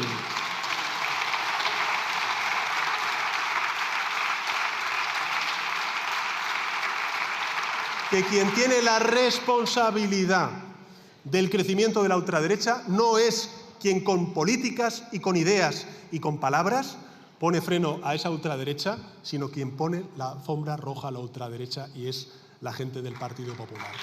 Porque además, señorías, la gran lección que hay que sacar de todo esto, y no es solamente de las elecciones de 2023, sino antes, porque ha habido también otras muchas administraciones donde el Partido Socialista fue primera fuerza y el Partido Popular pactó con Ciudadanos y con Vox, por ejemplo, en el Ayuntamiento de Zaragoza, para hacer alcalde al hoy presidente de Aragón. La realidad, señorías, es que el problema siempre ha sido para el Partido Popular que gobierne la izquierda, que gobierne el Partido Socialista, no gobernar con Vox. Por supuesto, yo lo tenía muy claro, podrán gobernar con Vox siempre que les dé la suma. Da igual lo que digan, porque el problema no es un problema de alianzas, es un problema de política y de políticas. Si se está a favor de la gente o se está a favor de las élites, como hacen ellos allí donde gobiernan. La señora Martínez, de Sumar, pues habla de los servicios públicos y efectivamente yo creo que es importante, que tenemos que fortalecerlos. Yo creo que es importante, lo he dicho antes en mi intervención, hemos aumentado la inversión en mantenimiento de la red ferroviaria, hemos reforzado también También hemos reforzado todo el sistema ferroviario, pero en el acuerdo que ha alcanzado el Ministerio de Transportes y Movilidad Sostenible, ahí están los compromisos de continuar aumentando la inversión en mantenimiento, de reforzar las plantillas de Adif y de Renfe y, por supuesto, también el de reforzar esa autoridad estatal que se ha aprobado precisamente, como he dicho antes, con el voto en contra de Vox y del Partido Popular. Bueno, creo que también es importante volver a recordar, señora Martínez, que ahí están las medidas del Real Decreto Ley de este Gobierno, 20 millones de euros en indemnizaciones a los familiares de las víctimas, por supuesto también a la espera de cuál sea el informe de la CIAF para poder hacer las mejoras que sean oportunas en un sector o en una red, la red ferroviaria, que desde luego creo que es una red que pese a las dificultades que está atravesando, pese a las mejoras que sin duda alguna necesitan, creo que es una red muy segura, una red fiable en nuestro país, sobre todo si lo comparamos con otros países no tan lejanos como los europeos. Usted ha hecho referencia también a la política migratoria, ha hablado efectivamente del discurso ultraderechista que por desgracia no solamente tiene el PP, sino también tiene Vox, y eso me sirve para recordar cuál es la política que estamos haciendo. Yo lo he comentado en muchas otras ocasiones. Cuando llegamos al Gobierno en 2018 no teníamos ni el mando único de la Guardia Civil, que fue fundamental, por ejemplo, para hacer frente a la crisis de los cayucos en Senegal, cuando el presidente era José Luis Rodríguez Zapatero. Se desmontó, se desmanteló por parte del señor Rajoy al frente del Gobierno y nosotros tuvimos que volver a reconstruirlo y hemos fijado siempre los siguientes ejes de política migratoria. En primer lugar, la cooperación con los países de origen y de tránsito, y ahí están los resultados, con Mauritania, con Senegal, con Marruecos, con todos los países que son geográficamente cercanos a España. Han caído, y lo saben bien además los diputados y diputadas de las Islas Canarias, pues a más de un 60% llevamos en lo que va de año de caída de las entradas irregulares en las Islas Canarias, más de un 50% en la península. Es cierto que tenemos un repunte en las Islas Baleares y esperamos que, junto con Argelia, podamos resolver esta cuestión. En ello está, por supuesto, el ministro del Interior y, por supuesto, también el ministro de Asuntos Exteriores y yo mismo. Segundo, por supuesto, luchar contra las mafias, pero al mismo tiempo que luchamos contra las mafias, activar y articular medidas de políticas migratorias circulares regulares porque se necesitan en nuestro país. Son los propios empresarios los que nos están pidiendo ese talento, esa mano de obra para sectores tan importantes como, por ejemplo, el sector de la construcción. Aquí se critica, y mucho, el alza de los precios, pero necesitamos también mano de obra en el sector de la construcción y eso, bueno, pues tiene también mucho que ver con el aporte de la migración. Hay, lo hemos dicho en otras muchas ocasiones, sectores donde efectivamente la migración pues, cobra un valor diferencial que creo que tenemos que poner y reconocer, tanto desde el punto de vista de las políticas sociales, del sector de la hostelería, del sector turístico y también del sector de la construcción. E insisto, estamos hablando del 40% de los nuevos empleos creados desde la pandemia. El 60% restante son empleos de personas nacidas en nuestro país. Junto a ello, pues evidentemente la solidaridad europea con el Pacto de Migración y Asilo y finalmente también, como he dicho antes, el control de fronteras. Y sobre las redes sociales, señoría, que va a ser objeto, estoy convencido, de muchísimo debate en esta Cámara porque es un tema que afecta a todos. Yo comparto completamente su análisis. También le quiero decir, señora Martínez, que este es el Gobierno que aprobó el impuesto digital. Y eso también nos está costando algún que otro disgusto, vamos a decirlo así, con otras administraciones. En definitiva, lo que quiero decir con esto, señorías, es que, en fin, tenemos muy claro cuál es el camino a seguir y uno de los, yo creo, retos que tenemos en Europa es, si no hay una unanimidad dentro del Consejo Europeo, crear una coalición de voluntarios en el ámbito digital para poder articular respuestas comunes, conjuntas, a nivel europeo, por parte de países importantes, como es, por ejemplo, el caso de España o Francia, que también ha prohibido el uso de redes sociales a los menores de 16 años, y otros países que, por cierto, le diré, no son ni de izquierdas o de derechas, son de izquierdas o de derechas, pero están comprometidos con la salud mental y el fortalecimiento de la democracia en nuestro país. Al señor Rufián, pues sobre la política migratoria, recordarle lo que he dicho antes a la portavoz del Grupo Parlamentario Sumar. Creo que lo más relevante es que si nos comparamos con otros países europeos que están gobernados por la ultraderecha y que utilizan trampantojos como pueda ser la externalización de las repatriaciones, creando centros de atención a migrantes fuera del territorio de esos países, al final, si uno ve exactamente cuál es la evolución de la entrada de migrantes irregulares, es mucho peor. Es peor, están en incrementos positivos y no en reducciones como las que tenemos en nuestro país. Aquí se ha dicho por parte del Grupo Parlamentario Popular y también de Vox que lo mejor para controlar la migración irregular es mandar fragatas y a la Armada a las Islas Canarias, al Estrecho de Gibraltar, para tratar de evitar la llegada de cayucos. Y creo que eso fue desmentido precisamente por el propio GEMAT cuando dijo que es justamente lo contrario, porque hay que respetar las leyes del mar. Yo creo que la mejor manera de luchar contra esa migración irregular es, sin duda alguna, cooperar y colaborar con los países de origen y de tránsito, que es lo que estamos haciendo. Por supuesto, también articular agendas positivas con estos países, generar las condiciones de desarrollo económico para que los jóvenes y no tan jóvenes no se vayan de estos países, y eso es lo que estamos haciendo en países como Mauritania, como Senegal, como Gambia, y, en fin, lo dice en muchas ocasiones la señora Valido de Coalición Canaria, con la extraordinaria complejidad del Sahel que a nadie se le escapa, ¿no? Pero, de nuevo, señor Rufián, y yo lo comparto con usted, bueno, pues el debate sobre la política migratoria no es exclusivo de la política migratoria.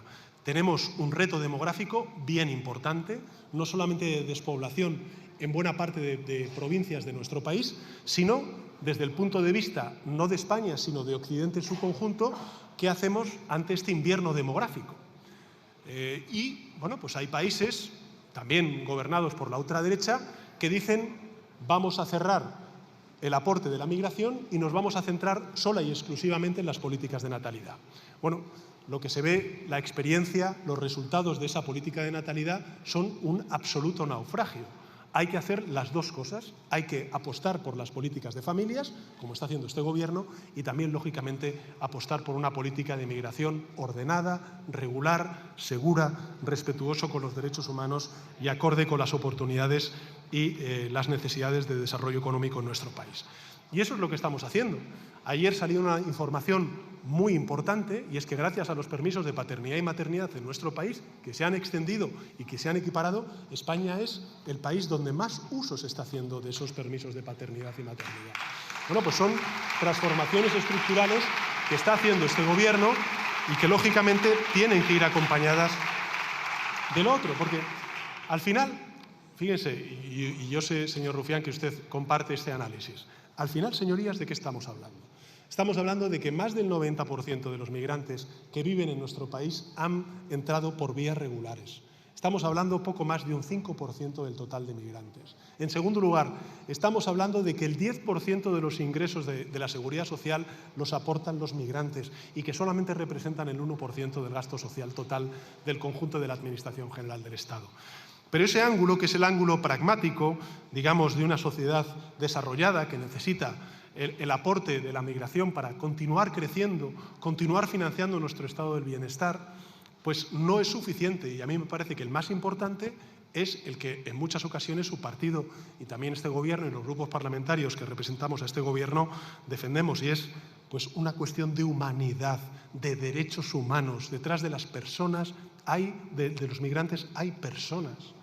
La forma en la que el señor Abascal habla de los menas, de manera deshumanizada, no deja de generar zozobra y pena el que en el siglo XXI, en el año 2026, haya todavía grupos parlamentarios que traten así y que se dirijan así a menores, que la mayor parte de ellos lo que hacen es huir de injusticias, de falta de oportunidades en sus países y que, por cierto, están aportando a nuestro país su conocimiento y su fuerza laboral. Señor Rufián, sobre rodalíes, usted ha dicho que el señor Puente puede tener responsabilidades. Bueno, saben que en fin, me gustaría hacer algunos apuntes a algunas de las cosas que ha dicho su señoría, ¿no? Como sabe, señor Rufián, el día 20 de enero, ¿no? Pues fruto de los desprendimientos causados, por cierto, por lluvias muy persistentes en Cataluña en las semanas previas, se produjeron 2 accidentes en la red de rodalíes en Cataluña, el de la R1 sin mayores consecuencias y el de la R4 a la altura de Lleida, que tuvo como consecuencia el fallecimiento de un maquinista del tren que en ese momento pasaba por la vía. Bueno, estos incidentes en estas líneas lo que provocó fue la organización de un dispositivo extraordinario de más de 300 personas para resolver los problemas causados por la borrasca Harry, ¿no? En fin, no podemos, yo creo que, olvidar, y creo que esto es algo que el señor Puente, el ministro Puente, ha dicho en sus comparecencias, tanto en las Cortes, en el Congreso de los Diputados como el Senado, ¿no? Hay una situación meteorológica extrema que particularmente el Mediterráneo español está sufriendo, que llevó a activar, por cierto, el máximo aviso por lluvias en aguas y comarcas de la provincia de Girona y también amarillo en todo el litoral y el prelitoral catalán. Simplemente para que nos hagamos una idea, aunque son datos que lógicamente ustedes ya conocen porque ha compartido el ministro Puente, se inspeccionaron 70 puntos y se detectaron 30 de alto riesgo, donde evidentemente hemos actuado de forma urgente. Estamos hablando de taludes y también de zonas de potencial desprendimiento. El martes 27 de enero se iniciaron los trabajos de reparación del muro que ocasionó este grave accidente de Lleida. Es cierto que, y usted lo sabe, señor Rufián, están siendo muy complejos por el estado en el que se encuentra ese talud, pero avanzan a buen ritmo, es lo que me gustaría compartir con usted y también con los ciudadanos. Y para garantizar esa movilidad de los usuarios, antes ha habido algún otro portavoz que ha hecho referencia a ello, pues el Ministerio, con el señor Puente a la cabeza, pues han habilitado 10 planes alternativos de transporte, 150 autobuses, más de 600 personas movilizadas para ofrecer apoyo e información sobre el terreno y reducir las afecciones de servicio.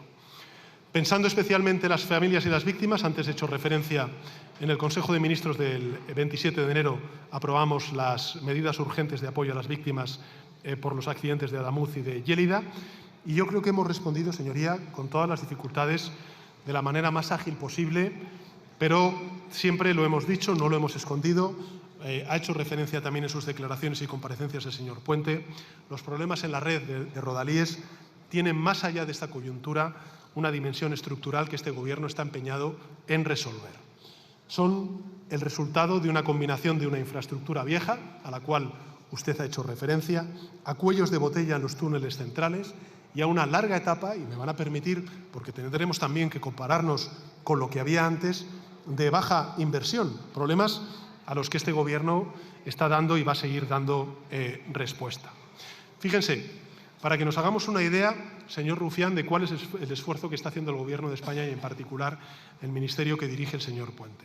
Este ministerio está destinando la mitad de toda la inversión a la red de rodalíes en Cataluña. Estamos hablando de la mitad de toda la inversión del Ministerio de Transportes está focalizada en rodalíes.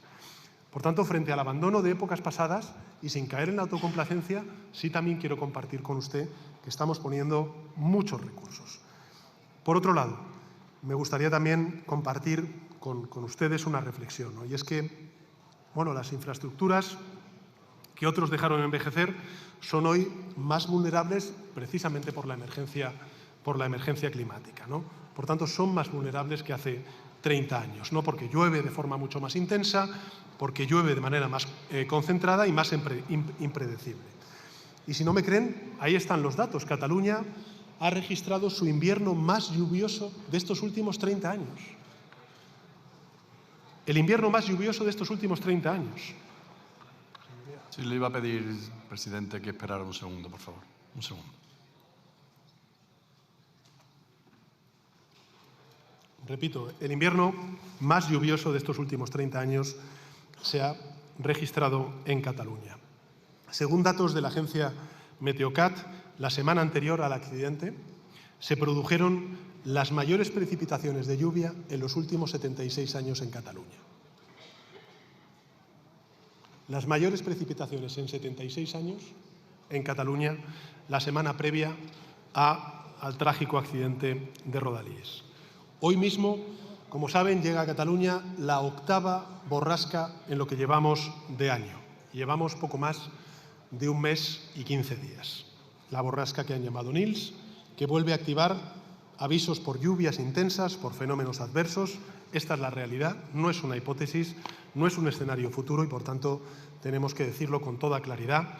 Cada euro que invirtamos en prevención, en adaptación y en resiliencia al cambio climático, yo creo que es un euro ahorrado en reconstrucción, en indemnizaciones, en emergencias y, por supuesto, en vidas, en vidas.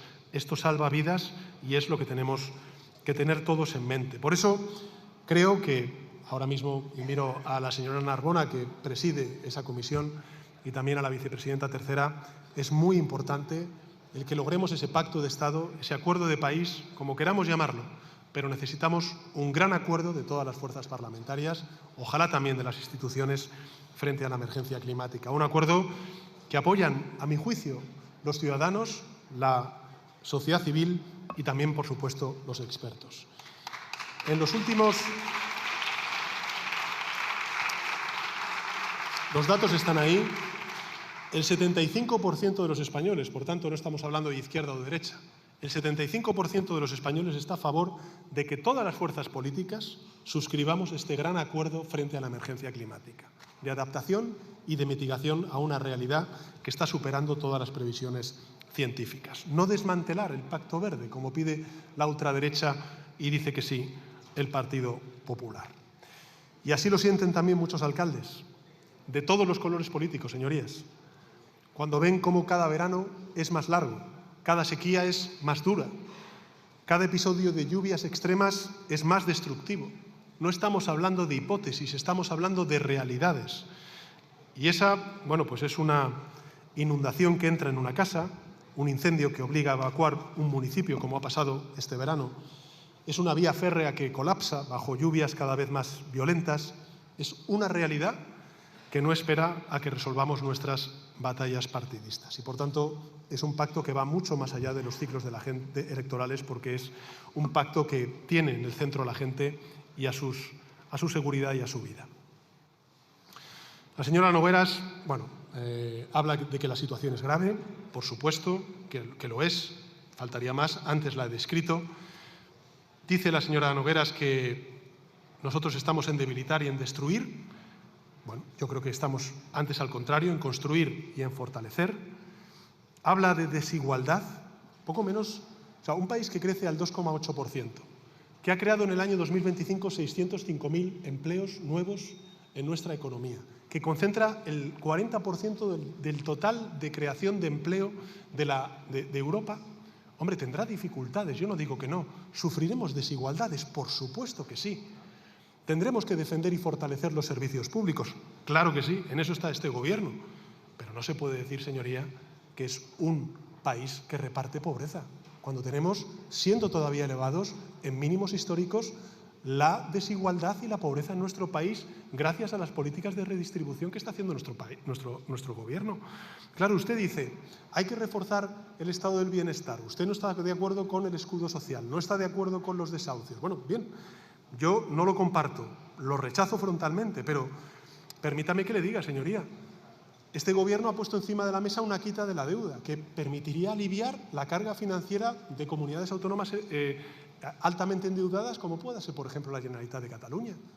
O también hemos puesto encima de la mesa una propuesta de financiación autonómica que aumenta nada más y nada menos que en 21.000 millones de euros los recursos que ponemos para fortalecer a los servicios públicos en manos de las comunidades autónomas.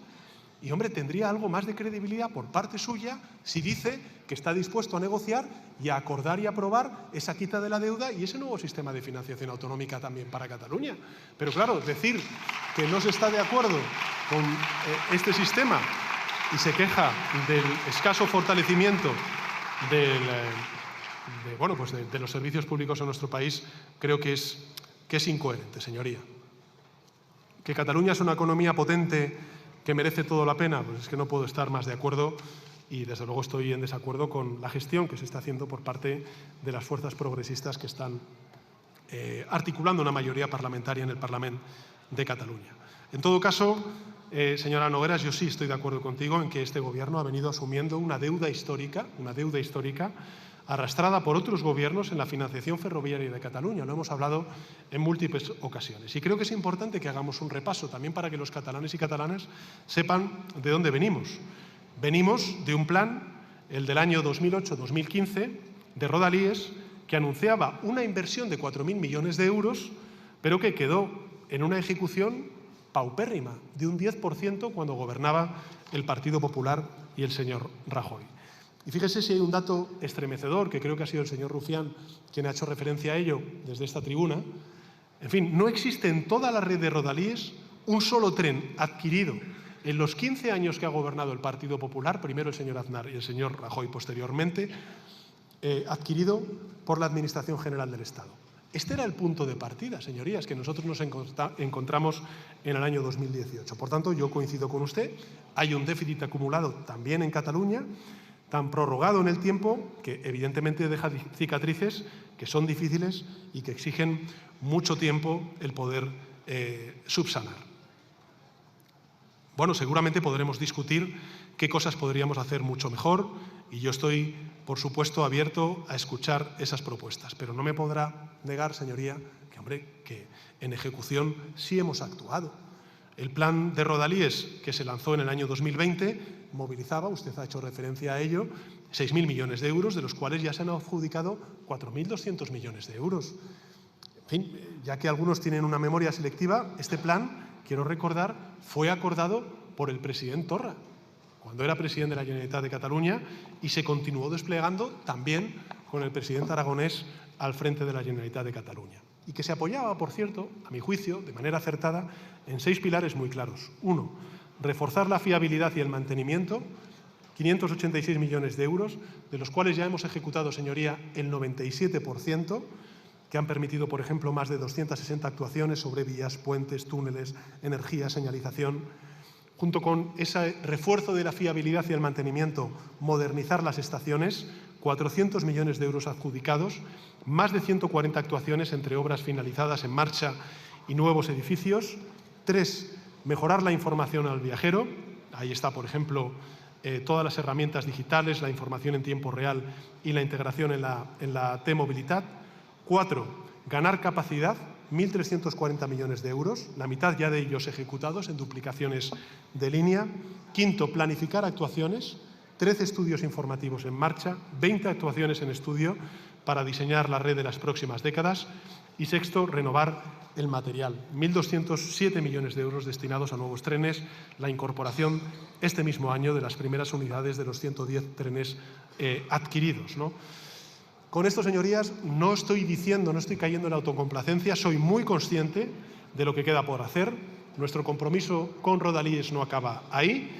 Hemos impulsado un plan, yo creo que el más ambicioso de la historia, el Plan Rodalíes 2025-2030, que alcanza ya los 8.000 millones de euros, es decir, 1.700 millones de euros frente al que pactamos con la administración del presidente Torra, ¿no? En definitiva, yo creo, señora Nogueras, creo que hay 3 palabras que resumen nuestro compromiso, que es, o nuestra acción, que es compromiso, que es diálogo y que es autogobierno. Yo creo que también en el ámbito del autogobierno, señorías, hemos dado pasos muy sustantivos, lo recordaba antes la vicepresidenta primera, gracias a la constitución de esa empresa mixta para la cesión de Rodalíes y que ya está puesta en marcha desde este mes de enero.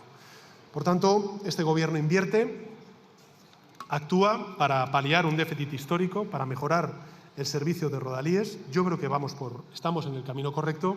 Evidentemente nos queda muchísimo por hacer, señorías, pero creo que la voluntad, los recursos y la orientación es la acertada. La señora Aizpurua hace una reflexión sobre la emergencia climática que yo comparto. Habla y también le extiendo la mano a que podamos articular ese gran acuerdo de país, ¿no?, frente a la emergencia climática. Ha hecho referencia a la movilidad sostenible, a la clarificación por parte de la CIAF de todos los aspectos vinculados con esta tragedia, a tomar medidas. Yo creo, señoría, que, lo he dicho antes, nuestro sistema es uno de los mejores del mundo. No lo he dicho yo, lo dice el 9º informe de la propia Comisión Europea, también distintos estudios de la Federación Europea de Transporte y Medio Ambiente. El año pasado nuestro sistema fue el más fiable de toda la Unión Europea y el quinto del mundo desde el punto de vista de puntualidad. Es un sistema, pues, como he dicho antes, extenso. Un momento, por favor, señor presidente. Señorías, señor Conde, silencio, por favor. Hay reducciones temporales de velocidad, parones para actuar sobre la catenaria, desvíos puntuales para actualizar la infraestructura, pero entiendo, y es lo que he dicho en mi primera intervención, que no son disfuncionalidades, al contrario, son parte del funcionamiento de un sistema complejo, permanentemente supervisado, que efectivamente detecta y actúa y corrige cuando se producen estas incidencias, ¿no? Sobre los datos de inversión tampoco quiero extenderme porque están referidos en mi primera intervención.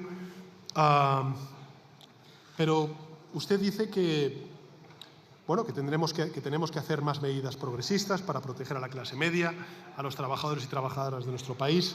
Habla del debate sobre las redes sociales. Yo creo que el Gobierno de España está liderando junto con otros países europeos este debate.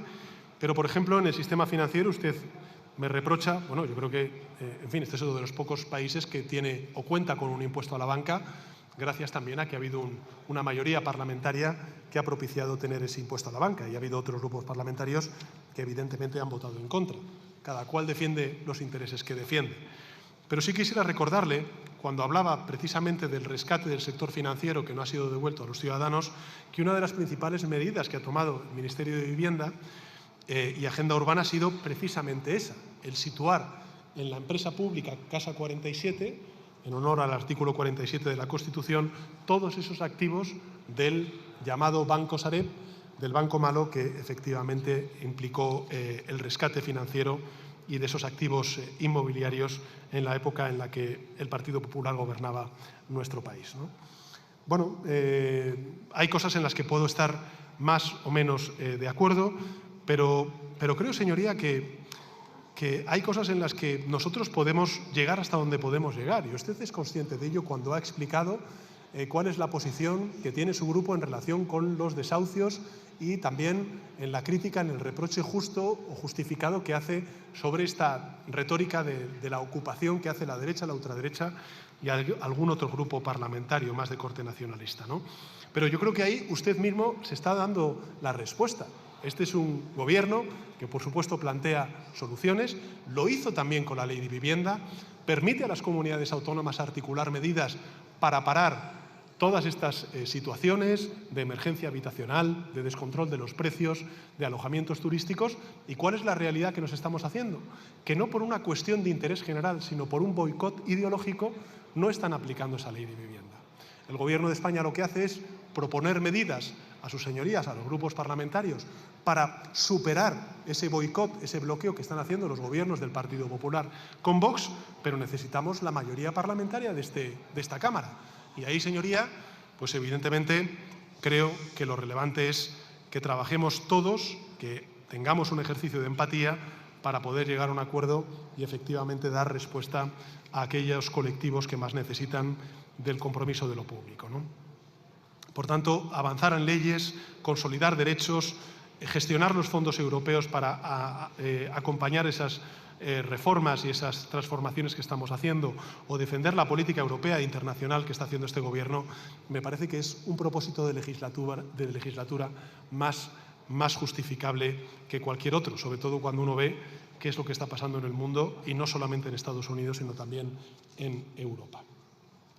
La señora Vaquero, del Partido Nacionalista Vasco, creo que ha habido alguna cosa que ya he respondido. También ha hecho usted referencia al corte de suministro eléctrico y me recordaba precisamente la vicepresidenta tercera que, bueno, que el Gobierno ha identificado, lo digo para poner en común, recordar qué ha hecho este Gobierno y también qué ha hecho esta Cámara, ¿no?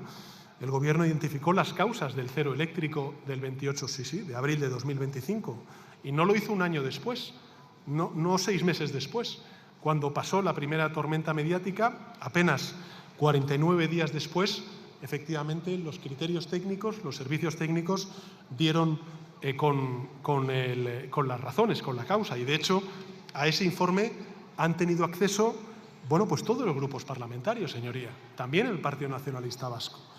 Ese informe, que ha sido publicado, que es claro, que es técnico, que es comprensible, dice que se produjo un problema que tuvo distintas causas. Tuvo, en primer lugar, una insuficiente capacidad de control de tensión, ya fuera por programación insuficiente o por incumplimientos en su prestación.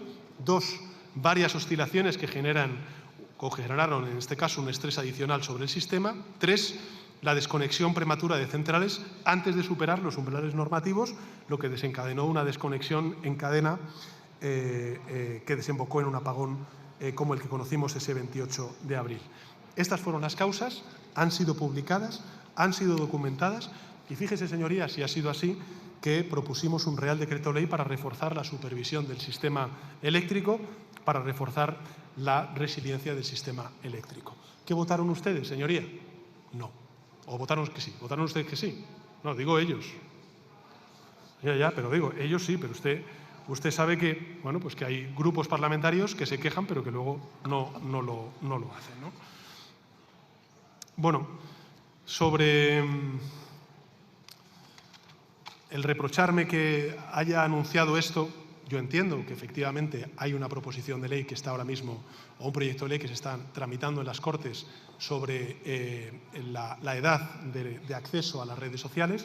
También es cierto, señoría, que en paralelo se están produciendo otros debates que tenemos que sustanciar en estas Cortes y que tienen que ver con la asunción de responsabilidades por parte de estos tecnooligarcas en el momento en el que se contrasta una información que no es veraz y que ellos no son capaces o no quieren quitar de las redes sociales, o cómo manipulan los algoritmos precisamente para expandir los mensajes de odio y la desinformación y los bulos y no precisamente lo contrario. Yo creo que son elementos de puro sentido común que nada tienen que ver con la ideología y que sí tienen que ver con la concepción que tenemos unos y otros de la democracia y de la convivencia en nuestra sociedad. La señora Belarra, bueno, con todos los respetos, señora Belarra, la estatalización de todos los sectores no resuelve los problemas o los retos que puedan tener esos sectores. Creo que junto con la presencia del sector público en sectores estratégicos hay también que hacer una regulación actualizada, moderna, acorde con los retos, con los desafíos y con los niveles de seguridad que se exigen, en este caso, al sector ferroviario, como muchos otros. Y quiero que sepa, para su tranquilidad, que me consta que lo sabe, este Gobierno en Europa lo que está defendiendo no es la desregulación, sino precisamente el mantener regulación, que es fundamental para la seguridad de nuestros conciudadanos, como es, por ejemplo, el caso del Pacto Verde o el llamado Pacto del Clima.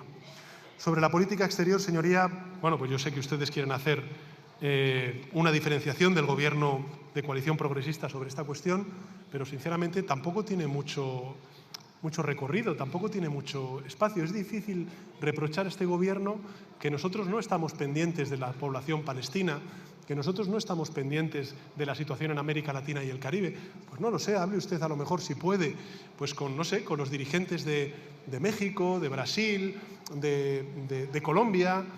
No sé, lo digo por hablar de gobiernos progresistas. Bueno, verá que efectivamente España es percibida como un país comprometido también con ese hemisferio y con la libertad, la independencia, la soberanía nacional que defendemos en todos los lugares del mundo, se llame Venezuela, se llame Gaza, se llame Groenlandia o se llame Ucrania.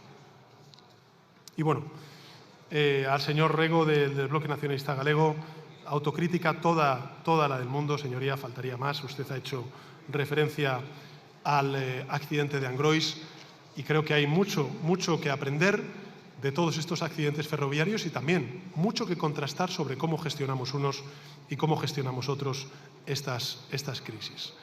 A la señora Valido de Coalición Canaria, decirle que, por supuesto, nosotros estamos comprometidos con la transparencia, con la rendición de cuentas y con la acción.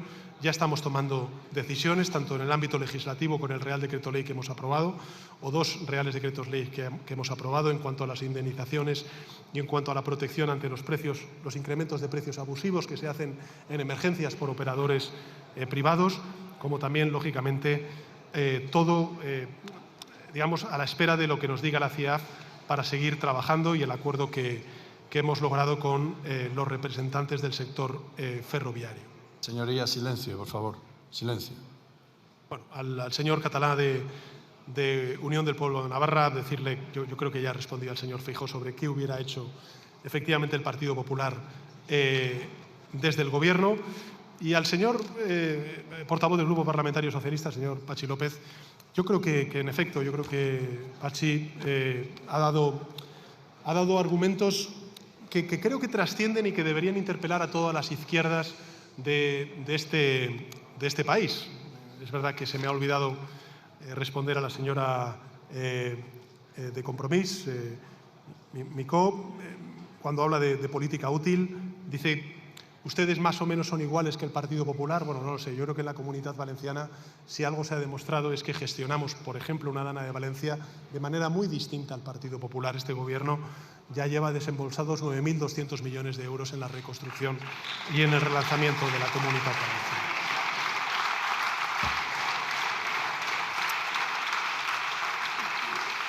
La reflexión que ha hecho el portavoz del Grupo Parlamentario Socialista me gustaría hacerla de nuevo, ¿no? Porque ha habido portavoces que de manera, bueno, pues probablemente, a mi juicio, ingenua o a lo mejor intencionada, vaya usted a saber, lo que vienen a decir es que la permanencia de este Gobierno, pues lo que hace es, o los discursos o las políticas que está haciendo este Gobierno, que no son del todo suficientes, pues lo que está haciendo es justificar el auge de la extrema derecha, de la ultraderecha. E insisto, como he dicho al principio de mi intervención, aquí hay un auténtico responsable del auge de la ultraderecha y es precisamente aquellos que han blanqueado con sus discursos y con la copia de las formas de hacer política a esa ultraderecha. Aquí, señorías, quien para la ultraderecha son aquellos que desde la acción del Gobierno hacemos todo lo contrario a lo que pide la ultraderecha, y quien pone la alfombra roja a la ultraderecha es aquellos que tanto en el fondo como la forma copian a la ultraderecha. Y ya estamos viendo, entre el original y la copia, pues se quedan con el original, pero allá cada cual. Desde luego este Gobierno va a continuar trabajando por la clase media y trabajadora durante todos los días de esta legislatura, y ya les digo yo que aspiramos a revalidar una mayoría parlamentaria más amplia para continuar avanzando durante los próximos 4 años. Muchas gracias.